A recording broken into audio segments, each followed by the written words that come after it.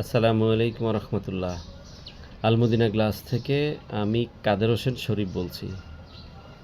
প্রতি বছর রমজান আসলে জানি যে নিত্য প্রয়োজনীয় জিনিসপত্রের দাম বেড়ে যায়, কিন্তু ইদানিং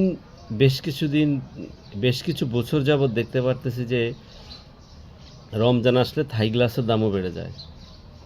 যেমন আমরা রমজানের আগে সাদা গ্লাস কিনেছি ৬২ টাকা করে, আর এই আজকে ১১ তারিখ, ১১ তারিখে এসে গ্লাস কিনা লাগতেছে ৯০ টাকা, ৯৫ টাকা। কোম্পানি রেট দিয়ে রাখছে ১০২ টাকা, তাদের কাছ থেকে কিনা রেট। আসলে আমাদের এরকম একটা প্ল্যাটফর্ম থাকা দরকার, যে এই যে মালের দাম হঠাৎ করে এই ৩০ টাকা ৪০ টাকা কমে যায়, আবার হঠাৎ করে ৪০ টাকা ৫০ টাকা বেড়ে যায়। এটার কারণটা কি? আমাদের একটা প্ল্যাটফর্ম থাকা দরকার। আমরা যারা ছোট ব্যবসা করি অথবা ফেব্রিকেটর করে থাকি, আমরা যে এই সমস্ত জিনিসগুলো যে কিভাবে ফেস করা লাগে একমাত্র আমরাই জানি।